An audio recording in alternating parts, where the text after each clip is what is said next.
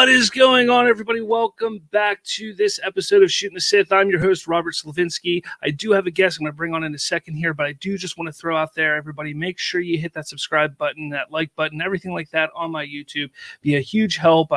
I'm growing slowly but steadily. I am growing, and I want to keep growing, so please hit that subscribe button, smash that like button today. But today we're going to talk about Mandalorian Season 2, all that encapsulated within that season, and what we could be looking forward to in the future.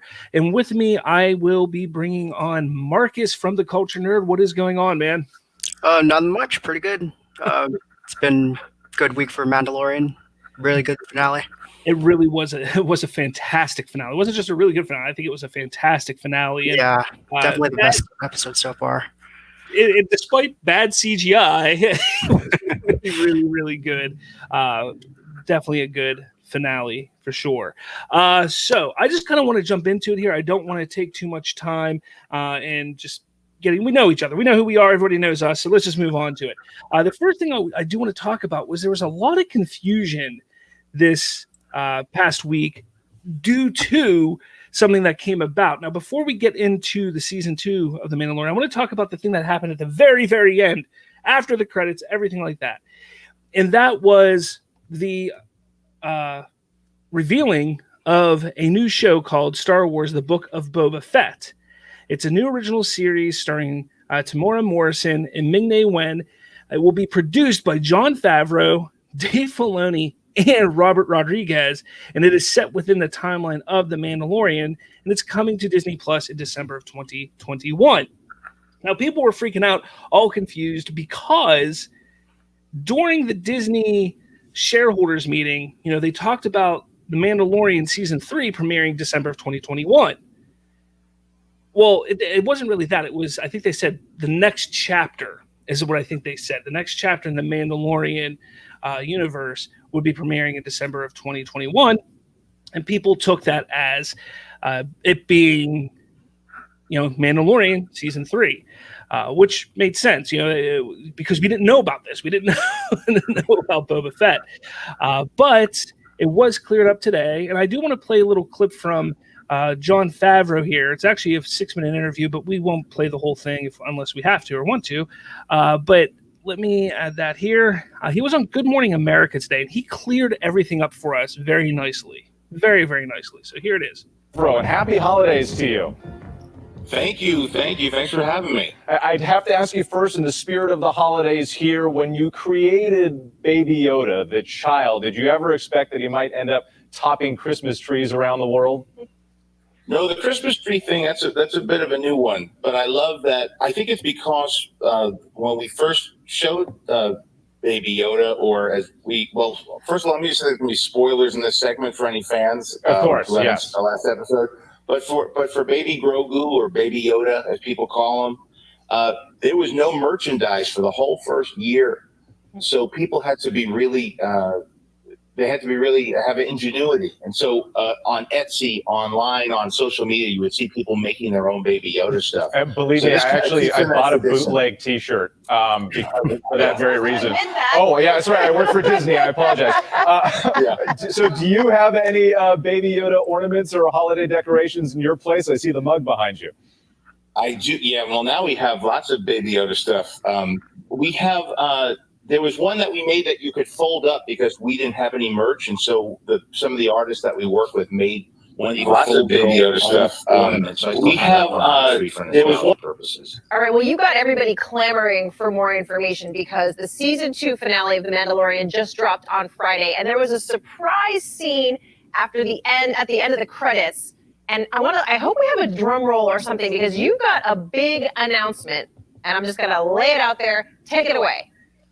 I do. Well, we have at the end of the show, Boba Fett came out and it said the Book of Boba Fett coming December of 2021. And that wasn't part of the big Disney announcement, but here's the logo. We wanted to hold this back because we don't want to spoil the surprise during the big Disney announcement of all the shows when Kathleen Kennedy was up there. And so they let me keep this one a secret. So this is actually separate from The Mandalorian Season 3. But what we didn't say in that announcement is that the next show coming out, Kathy said the next chapter, and that's going to be the Book of Boba Fett.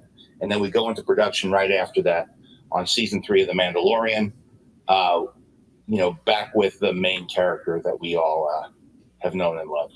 So that's going to be pretty soon following that. Okay. So we're working on that pre-production now while we're in production on Boba Fett. All right. So that pretty much clears it all up, everybody. If you're somebody who was freaking out because season 3 was going to happen, that you think that they were changing to Boba Fett moving forward, I know that I think the root of all the confusion came from a specific scooper over on Twitter.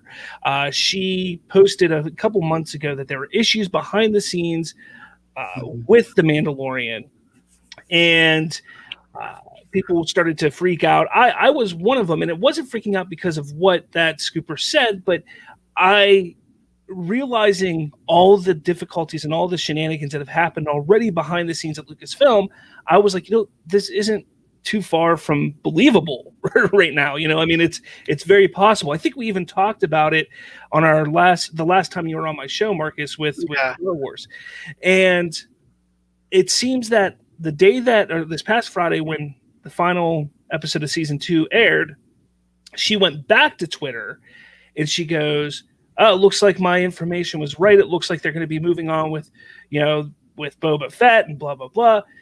So then people started freaking out and saying, "Oh no, we're The Mandalorian. That was it. We're not going to see Baby Yoda anymore. No more Din Djarin, anything like that." This clears it up. I wrote an article back in the beginning of November and part of our Rumorverse stating that I heard that there was going to be a Boba Fett series and that it was already starting production or would be starting production relatively soon. Well, according to Jon Favreau, they are currently in production with that show right now and doing pre-production for season 3 of The Mandalorian right now. Let me get your thoughts, Marcus. I just kind of want to hear what you have to say, what your thoughts are, what you thought about everything when this all happened on Friday. Well, I see where the confusion comes from, mostly because that the season finale for season 2, it kind of felt like the ending of a chapter. Like it felt like it was. I guess it looked like it could have been the ending of Din Djarin's story. I guess that's where the confusion came from, because there's that whole him and Grogu are separated now. So like, where does that leave us with the story? But I don't want to jump the gun, but I have a feeling what they're gonna do with season 3 with Din Djarin and Bo-Katan. And I don't think Grogu is gone forever. I'm sure he's gonna be back. So yeah, but I get why people would be confused about that. No, absolutely. I mean, I just kind of want to put a big thing here. I'm going to post this or put this up real quick. Specifically, it says set within the timeline of The Mandalorian.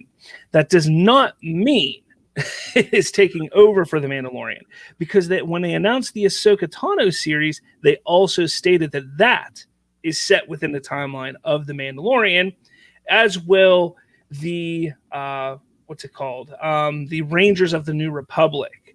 That is supposed to be either during that or right after, the Mandalorian timeline.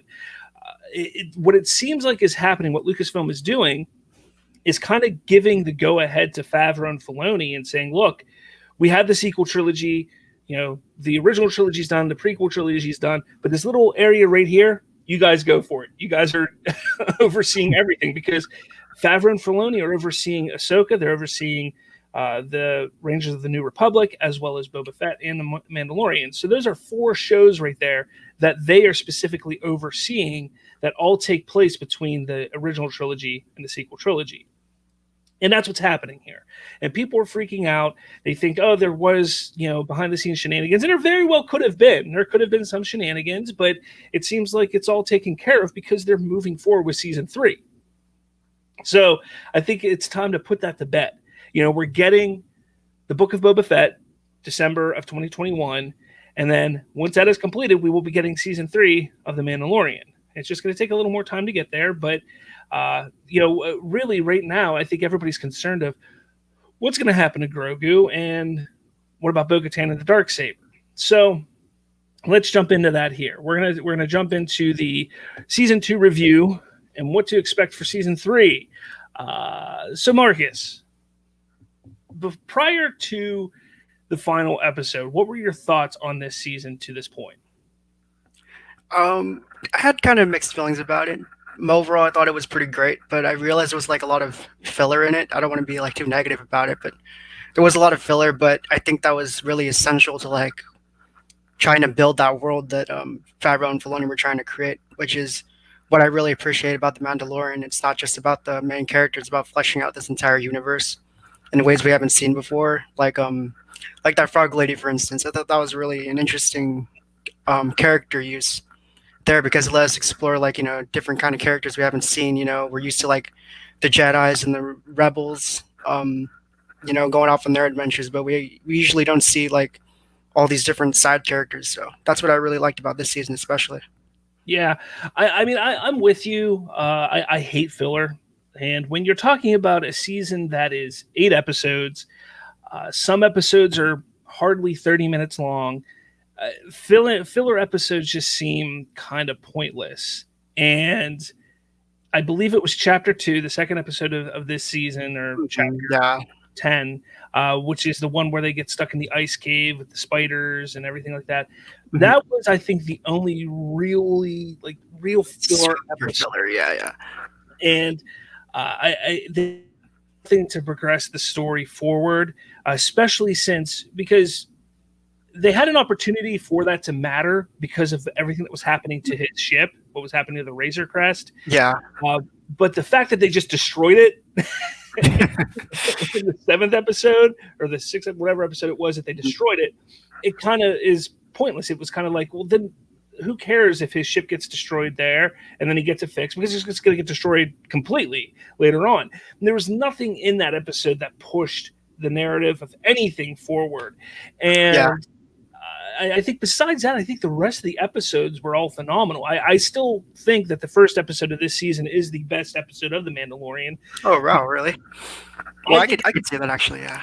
I mean, it encapsulated everything that this show is supposed to be. It is a Western. It is, a cowboy riding into town and saving the town from a big bad. In this case, it was, a crate dragon. I thought that was a fantastic episode. I'm not a big Western fan, but that episode, I was like, hey, if all Westerns were like that, I would watch it. Give me some blasters and some jetpacks and flamethrowers. Exactly.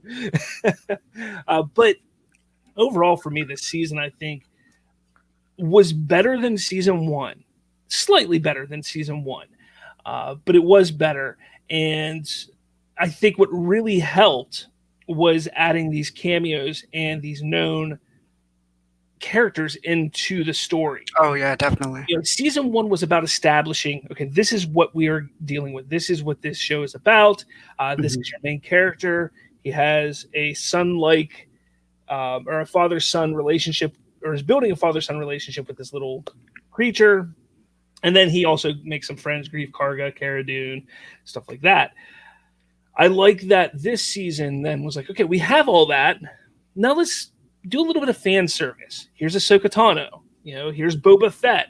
I liked that. I liked that aspect. And obviously the final episode giving us a poorly CGI'd Luke Skywalker, but Luke Skywalker and R2-D2, which I was not expecting to see R2. Like, I don't know why I didn't think about it. Whatever, I saw the X-Wing coming in and Luke walks in. Like, it was nowhere in my head like, oh, well, maybe we'll see R2. No, he just popped up. I was like, hey, it's R2. But, so that final episode, tell me what you thought about that. I mean, building up to that, like, again, when I talked about it, Ahsoka Tano, Boba Fett, like, being badass finally.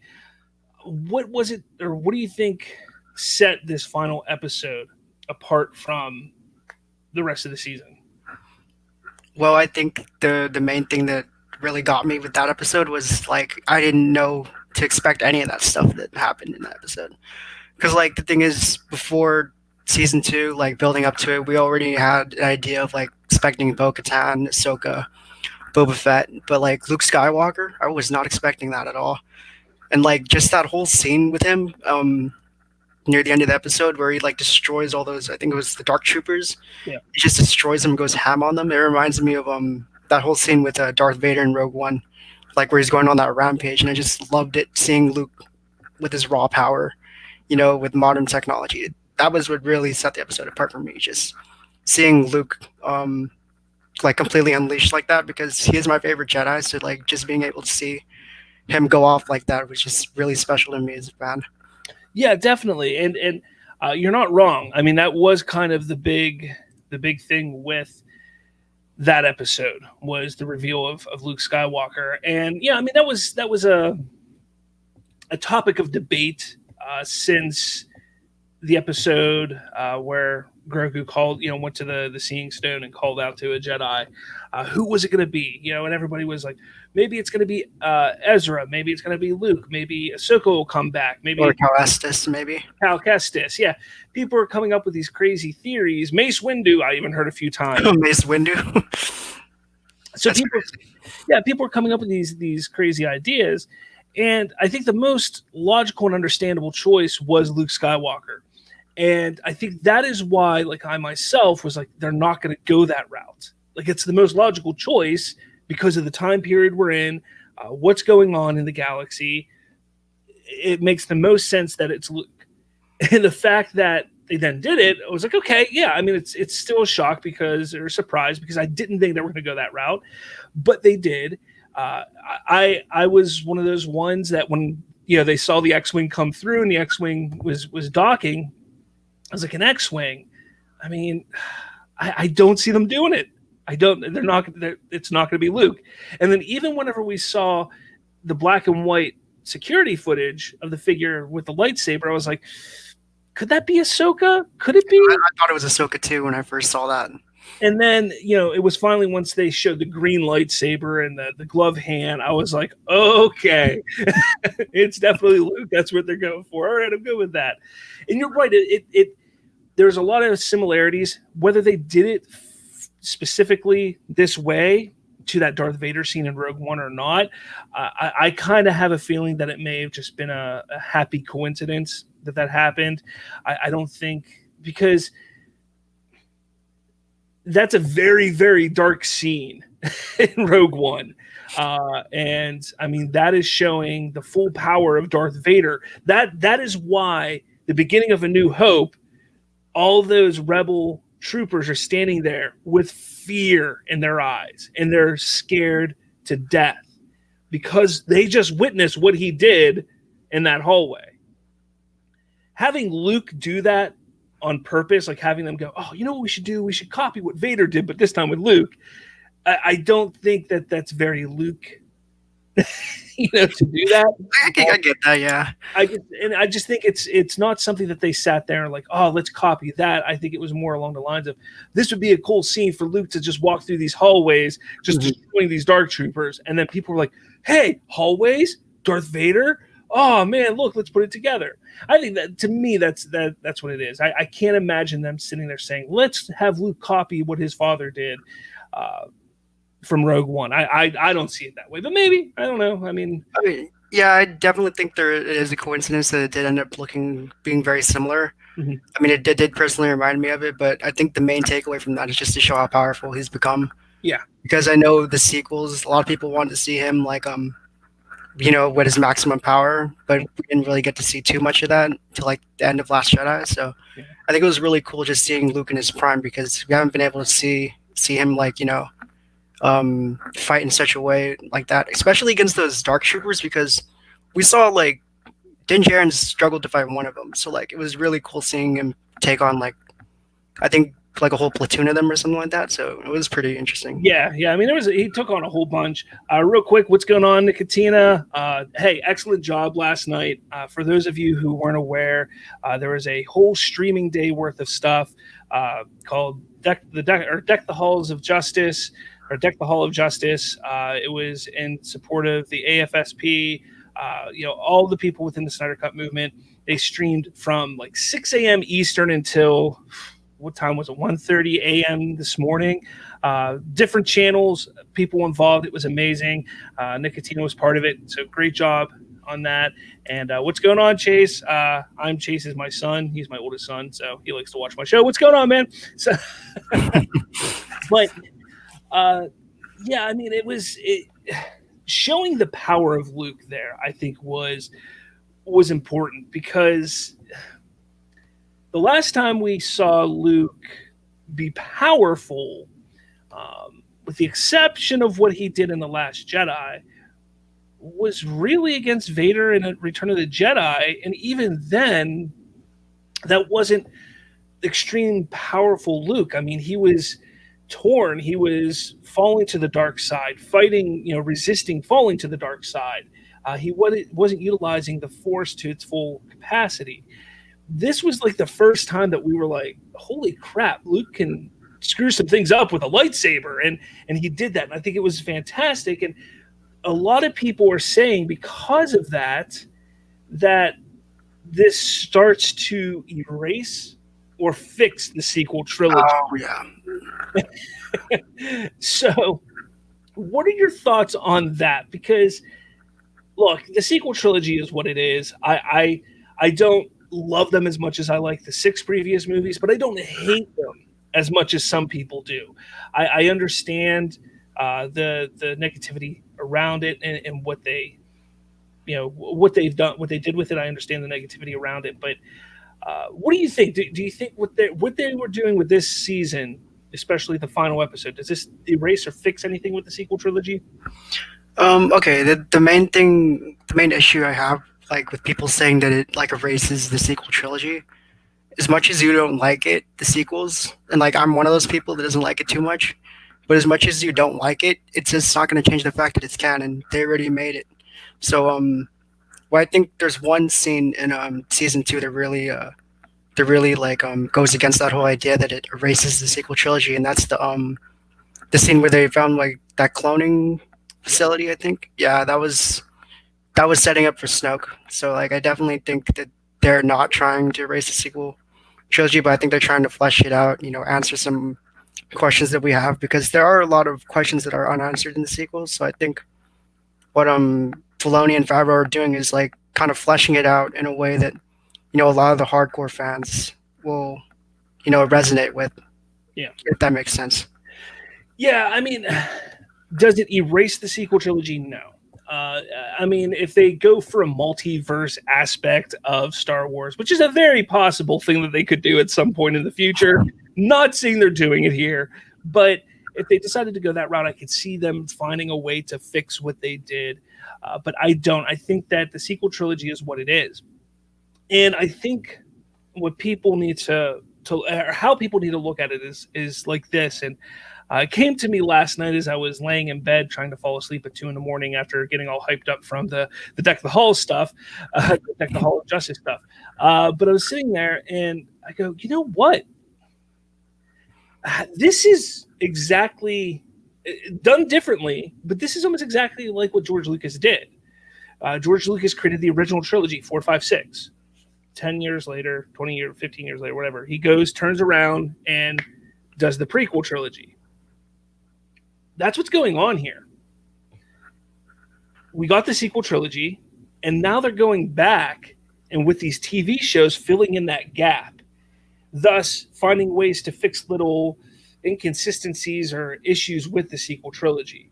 And I think that's what this is all going to do here. I think that what Filoni, what Favreau, what Robert Rodriguez, what anybody, whoever's going to be joining in during this time period here as a showrunner, producer, director, whatever it is, writer, they're doing this, and it's essentially, and I don't like using the word fix, but it's expanding the universe to better understand, to better accept the sequel trilogy. I think that we're going to see more Luke Skywalker at some point in time within this. Definitely, yeah. And that's part of my problem. I kind of want to pull this up because that's not a bad picture. Yeah. But that is the way his face looked the entire time. Like, even when he was talking, it to me, it looked like a video game. And I love Mark Hamill. Mark Hamill was my first hero as a kid, essentially. I mean, I knew the comic books, but the first real hero that I ever was like, that's a hero that, like, I look up to him as a kid was Luke Skywalker. And he needs to walk away from the role. He does. And I look, Mark Hamill is Luke Skywalker. I get that. But there comes a time when you need to realize the character is actually bigger than the actor is. Mm-hmm. And when you have an actor that could potentially, I'm saying potentially because while he does look the part, can he fulfill the role in portraying the character? But when you have an actor who could take on the role for the next 15, 20 years, you need to start that transition. And I think this moment, because it was such a short amount of screen time for the face, would have been a perfect opportunity to bring in Sebastian Stan. Oh yeah, I was gonna bring that up. I've seen a lot of fan art and a lot of people saying he would be a great Luke Skywalker. Couldn't agree more. Like, I mean, I know I have my problems with Alden Ehrenreich as Han Solo. I don't think he's Han Solo, but I think Sebastian Stan could definitely pull off Luke Skywalker. Definitely. I was okay with Alden Ehrenreich. I was okay with it. I was okay with it. I wasn't necessarily against it, but I was like, I understand why people don't do it. But like, come on, there's no being equal to Harrison Ford.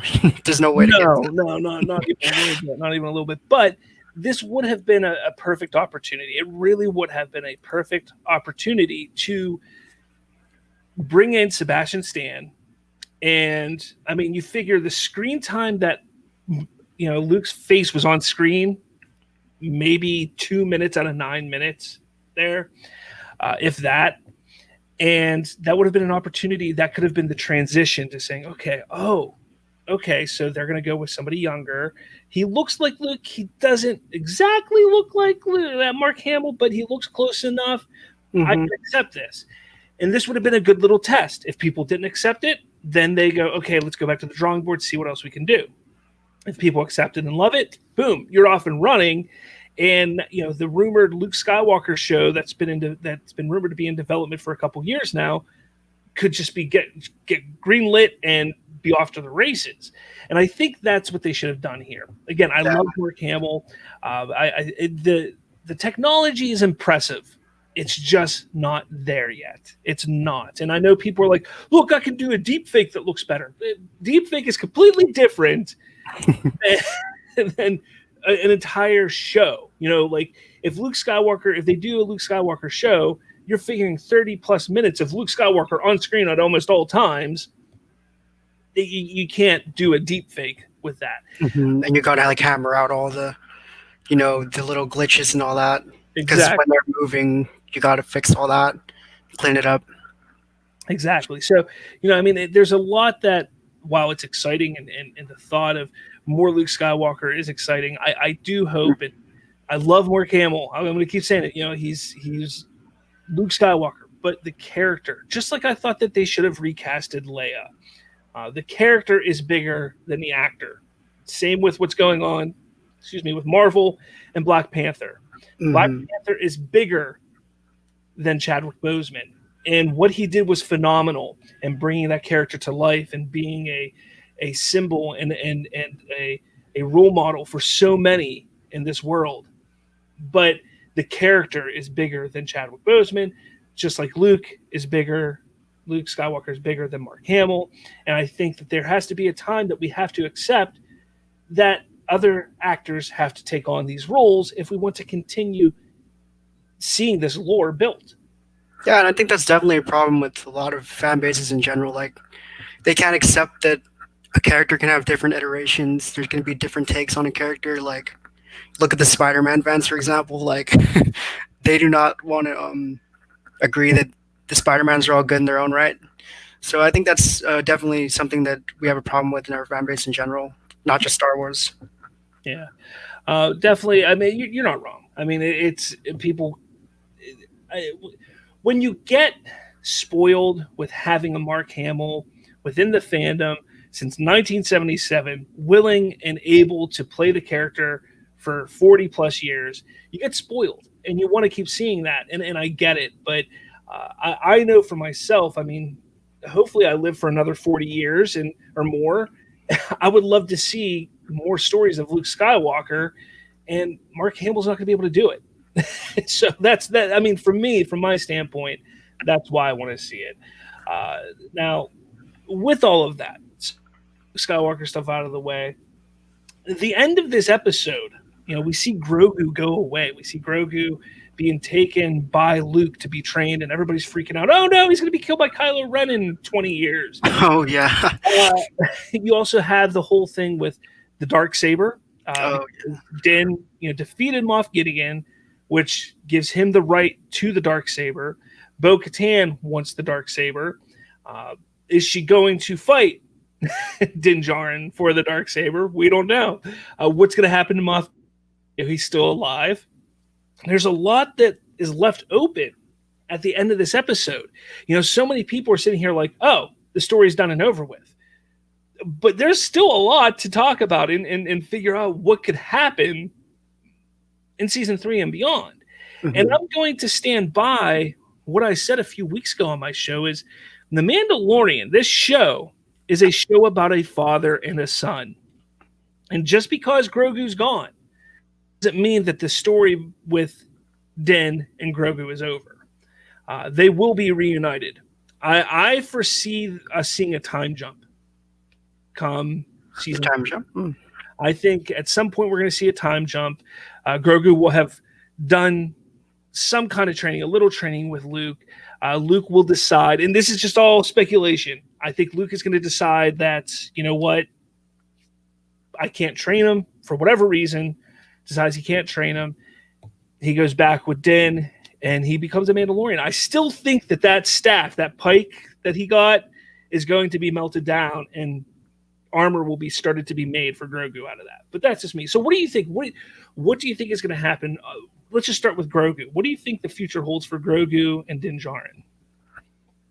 Okay, I don't really know what to think about Grogu. What's going on with him? I was one of those people that was like, "Oh crap, is he going to get killed by Kylo Ren?" But then I thought about it and I was like, "No, it doesn't make any sense because that's what's been the center of this whole story. It's been about their father-son relationship, and I don't think they're just going to kill him off when he's separated from him."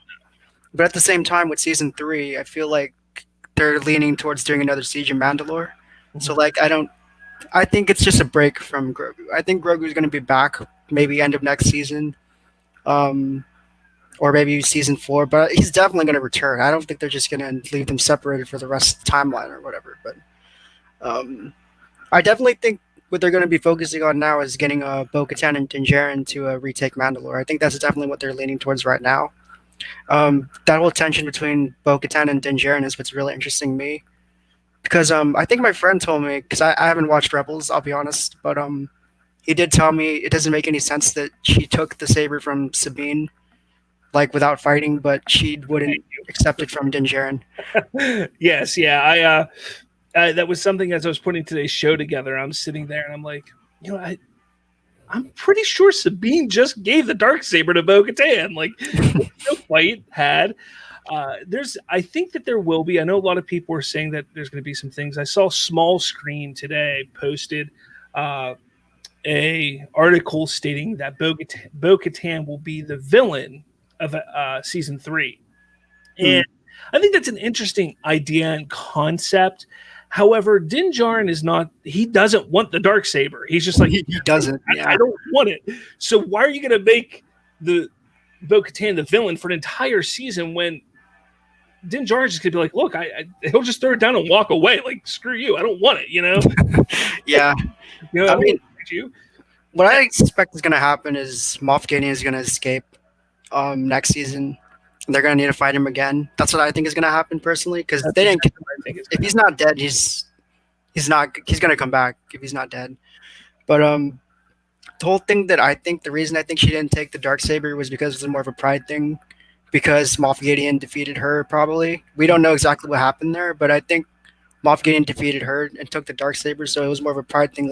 I can't accept it because he bested me and I couldn't take it back but myself. I think that's the reason she wouldn't accept the Darksaber. No, yeah, I think you're right on that. I think that, I think I wouldn't be surprised if Moff Gideon doesn't get the saber back at the beginning, early on season 3, part of his escape. I wouldn't be surprised. Or somebody else gets the Darksaber. I can't see Din holding on to it. I don't think he wants it. He doesn't want to keep going with it. Season 3, I think, is going to be definitely interesting because I don't think Grogu's going to show up at the end. I think he's gonna come in. I'll give it 2 episodes. I'll give us 2 episodes without Grogu before he is back with the Mandalorian. I also don't think that the Darksaber story between Bo and Din is going to be more than 1 or 2 episodes. I think that there's going to be more with Moff Gideon. I wouldn't be surprised if Grand Admiral Thrawn played a part in Moff Gideon escaping. I think that'll be a nice little segue into the Ahsoka Tano show, which I don't even know when that's due to come out, because right now, in production that we know, the Book of Boba Fett and Cassian Andor are in production right now. Obi-Wan goes into production in March, probably right around the same time when Mandalorian Season 3 will be going into production, is probably February or March. So there's no, like, I'm guessing that the Ahsoka Tano show is going to take place either in conjunction, like side by side with Season 3 of The Mandalorian, but it's going to come out after Season 3. That's just my feeling. So it'd be a nice little thing that Thrawn would show up in Season 3 of The Mandalorian to, like, hey, here's Thrawn, and then he becomes the big bad of the Ahsoka series, which I think is what's going to happen. I actually caught wind of that about a week or so ago. I wrote a little article about Lars Mikkelsen being the one that's most likely going to be taking on the role of Thrawn, and that he's supposed to be showing up in Season 3 of The Mandalorian before making his, full debut in the Ahsoka series. But I don't know. What do you hope to see in Season 3? Mostly Siege of Mandalore. That's what I'm hoping to see. I'm not sure how deep into that they're going to go. But I'm really interested in, like, Bo-Katan's story. It's really interesting to me right now. And also, like, because the thing is, I don't know where Din Djarin's going with the next season, even though he's the main character. Because without Grogu, he doesn't really have too much of a motivation. I don't see him going back to being a bounty hunter, because the whole point of him having, like, a son figure was to get him away from that kind of life. So, like, I don't see where he's going. The main thing I'm, like, super excited about is seeing where the Mandalorians in general go, and, like, how they're going to retake their home. No, yeah, I don't. The Siege of Mandalore stuff, Mandalore, I think will be interesting. I could see them going that route in some form or fashion. Perhaps that is how Moff Gideon will get back at Bo-Katan. Perhaps that is how we get Sabine Wren brought into everything. I guess, that is an interesting thing for sure. I don't know. Like, it's going to be interesting. It really is. Like, there's not much to go on. Like, hey, this is what we're going to get. We just have, we have the Darksaber stuff. Moff Gideon's alive and Grogu's gone. That's a lot there that isn't done. Like, that there's story to be had. But to me, there's nothing there that's like, oh, this could be a whole season's worth of stuff. Yeah. And that's just me. But do you think we'll see more Jedi in Season 3? We saw 2. We saw Ahsoka and Luke. Do you think we'll see anybody else? I think they'll save the Jedi for other shows. Like, I'm thinking Ezra's going to be on Ahsoka for sure. Like, I feel like that's a guarantee. I'm thinking that's going to be the driving force of Ahsoka, is finding Ezra. Yeah, trying to find him. Yeah, exactly. Yeah. Cal Estes, I want to see him in live action, but I don't think he's coming to The Mandalorian. Definitely not. I don't think he'll be alive that far. I don't. I think that we're going to get another, video game with him in it. I wouldn't be surprised if maybe 2 more games, but he's only going to be in the video game series. My guess is he'll be dead before the fall of the Empire. And that's what people need to realize. These characters eventually have to have an end. Yeah. Ahsoka has to have an end. Grogu will have to have an end. These, unless he doesn't go the way of the Force and he just kind of like, yep, I'm done with the Force. I want to be a Mandalorian. That's kind of the whole idea. The whole thing is you have to realize that these characters, these Jedi, we know by the time Episode 7 happens, Rey's kind of the only one. Rey and Ben. I'm not saying there aren't other Force users out there. There are. but there's no Jedi running around. There's no new Jedi Order, nothing like that. So by then, like all these Jedi, all these things, these people that they're building up, you know, in side stories and video games and such, they got to be gone. So it'll be interesting to see how that all plays out eventually, because, you know, Ahsoka, when Ahsoka dies, I think it's going to cause an uproar. People are going to be sad and upset when we see, you know, Ezra, you know, what happens to Ezra. That kind of stuff. There's a lot, but I think you're right. I think we're not going to see any of these characters in The Mandalorian. We might see Luke again just because of the reunion with Grogu and The Mandalorian. But besides that, I think we won't see anything else. Lost my train of thought. Sorry. I was going to say something about Jedi. I forgot what I was going to say.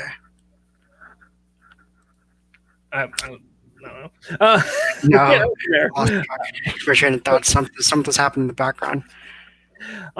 So I'm going to start wrapping up here a little bit. I'm going to push this up here. Now, obviously, the one thing that's not on there is the Book of Boba Fett. But these were all the announced Star Wars shows a couple weeks ago during the Disney shareholders meeting. You got Rangers of the New Republic, The Bad Batch, ObiWan Kenobi, Ahsoka, Andor, Lando, A Droid Story, The Acolyte, Rogue Squadron, which is actually a movie by Patty Jenkins and Star Wars Visions. Out of all this here, all these projects here, what is the one that you're most excited about? I think the ObiWan Kenobi, for sure. Just because I love Hayden Christensen as Anakin, and I just want to see him get more content. So. Yeah, definitely.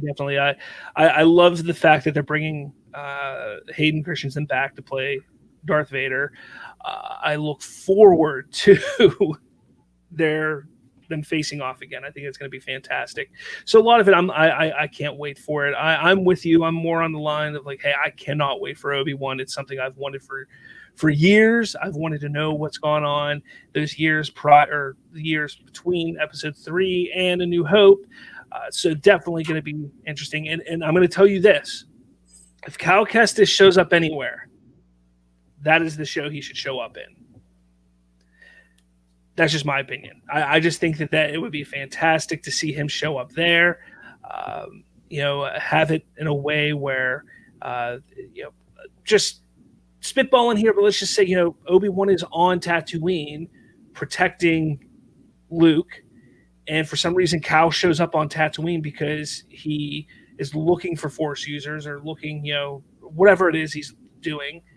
He stumbles across Obi-Wan, but Cal is being chased by Jedi hunters, by the Inquisitors. So he's being chased by Inquisitors, which he then brings the Inquisitors to Tatooine, to which Obi-Wan has to fight off these Inquisitors or get them away from Tatooine to protect Luke. I just think that would be a really cool aspect and idea to bring that around. And the guy who plays Cal in the video games, Cameron Monaghan, thank you. I think he would be totally up for it, and he's a damn good actor, so I think it should happen. But that's just me. That's just me. Yeah, I could see him doing it. I think the main problem with Cal is like trying to figure out where he fits into all these shows, because he's off on his own. He's got his own like story. Just that show. That's it. No other shows. He doesn't fit in anything else. Let him go in that show. His games can still take place. You know, all they need to do is fit it around that show, and that's it. Because we know Obi-Wan is going to just be a limited series. It's not going to be a long-running series. Mm-hmm. It's a one-and-done season. So there's no reason why he can't pop in there. And I think that would be the place to put him. That would definitely be the place to put him. But again, that's just me. I mean, I just think it would work best. But yeah, man, I don't know. You have anything else to say about season 2 of The Mandalorian? What to expect? Anything like that? No, I don't really know what to expect for season 3, honestly. But I think that's really exciting, not knowing what to expect, because it lets you think about what can happen. You know, because there's just so many avenues they could go with this. Yeah. So I'm just really excited for that. I'm kind of more excited for Boba Fett, though, just because I'm a huge Boba Fett fan. Yeah. And I finally got that. He finally got to be a badass on screen. Yeah, I mean, it's interesting. What could they possibly be doing I mean, what could the Book of Boba Fett cover? I really have no idea. Like, I don't know. I mean, that's one of those things that, why did he take Jabba's throne? Like, what good does that do? What is the whole plan? I kind of feel like they're doing like I think what they're gonna do is they're gonna have flashbacks to how he got out of the Sarlacc pit, how people were saying he's dead, pretty much. But you know, it kind of reminds me of like John Wick in a way, like the guy that thought everyone was out of it, but he's coming back. So that's what I really like about that character, just seeing him return. I hope that that's what they do, something like that. So yeah. All right, man. Well, thanks for joining. It was definitely a pleasure having you on. I love having you on. It's great having somebody to talk to about all this stuff, and definitely going to have to get you back on again. I do have some shows coming up. I have one that I'm going to talk about all the big things that happened yesterday at Deck the Halls. That's going to be coming this Wednesday around 2:30 p.m. I'll be talking about all of that stuff, all of the reveals and the discussions that happened during Deck the Hall of Justice. But again, man, thanks for joining, and definitely for all of you out there, if you want to find more from Marcus, just go over to theculturenerd.org. There, he does an amazing job over there. So does everybody. Everybody over at the Culture Nerd does an amazing job. But definitely find his work there and everything he does. I know that he has some plans coming up. Hopefully that pan out for him in the future. So I'm looking forward to it, and I'm here to support him and help him in any way. But yeah, man, thanks for being on. Yep. Thanks for having me. No problem. Take it easy, man. All right, everybody, that is the show today. That was Shooting the Sith. Thank you for watching. Make sure you hit that subscribe button down below. Smash that like button. Thank you so much for watching and listening. Again, I love doing this so much, but it's only going to get better. The more people I get, the more followers I get, the more subscribers. It's only going to get better, guys. It's going to get better. I'm doing what I can to make it the best I can. Hopefully you enjoy it. But with all that, thank you very much. And I will talk to you all later. May the Force be with you.